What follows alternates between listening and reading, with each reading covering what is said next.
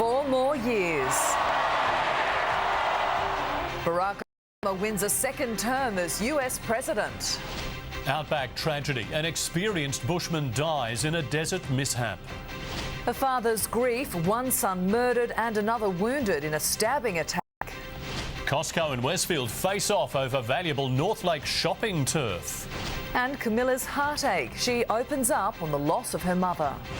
This is 9 News Queensland. Good evening. Barack Obama has won a second term in the White House with a resounding election victory over Republican Mitt Romney. It was tipped to be one of the tightest contests in history, but President Obama proved dominant, so far winning 303 electoral votes to Romney's 206. Robert Penfold begins our coverage. CNN projects that Barack Obama will be re-elected President of the United States. President Obama has been re-elected. They said it was going to be close, but they were wrong. Tonight, in this election, you, the American people, reminded us that while our road has been hard, while our journey has been long, we have picked ourselves up. We have fought our way back. And we know in our hearts that for the United States of America, the best is yet to come. We are not as divided as our politics suggests. We're not as cynical as the pundits believe. We are greater than the sum of our individual ambitions, and we remain more than a collection of red states and blue states. We are and forever will be the United States of America. And together, with your help and God's grace, we will continue our journey forward and remind the world just why it is that we live in the greatest nation on earth. Thank you, America. God bless you. God bless these United States. I have just called President Obama to congratulate him on his victory. His supporters and his campaign also deserve congratulations. I wish all of them well, but particularly the President, the First Lady, and their daughters. This is a time of great challenges for America, and I pray that the President will be successful in guiding our nation. All over the world right now, the President of the United States has been re-elected. As predicted, the battleground states held the key. The President of the United States will be the winner in Iowa. As those must-win states started falling Obama's way, it was game over. When the American networks called it for Obama, the president tweeted, "4 more years. This happened because of you. Thank you." Along with this photo of him and wife Michelle, now the most popular tweet in Twitter history.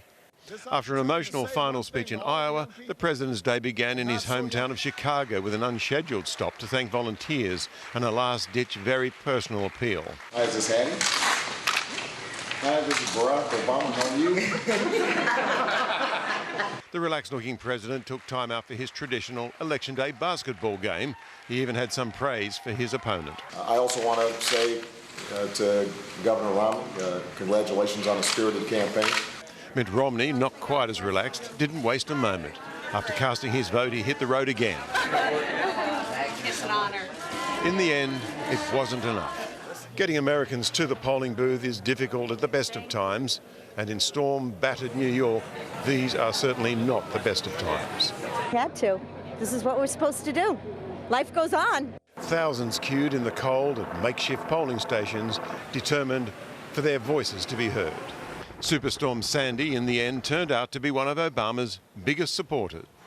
With the economy to fix and jobs to create, expect the president to be back at work in the Oval Office within days. But tonight, it's time to enjoy the party. And Nine's Robert Penfold was among the revellers in Chicago, where the message is very clear.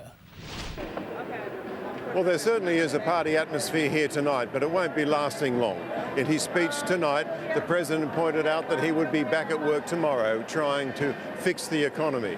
Even from his own supporters during this election campaign, he's really got the message that Americans are running out of patience. And Denham Hitchcock spent the day with Mitt Romney supporters in Boston, where the mood shifted slowly as the night and counting wore on. the start of the night, there was a band, there was dancing, there was cheering, and those states started to roll in red one by one. But pretty soon it became clear that they just did not have the numbers. Those key states started to turn blue, and from there it just simply slipped away from them. Crowd here went silent, the band packed up, and pretty soon we had that acceptance speech. Now, the analysis will go on for weeks, possibly even months, but the exit polls show that women and non-whites came out in huge numbers. That's left the challenger, Mitt Romney, thinking about his future. Well, back home now, and there's been an outback tragedy in Queensland's north.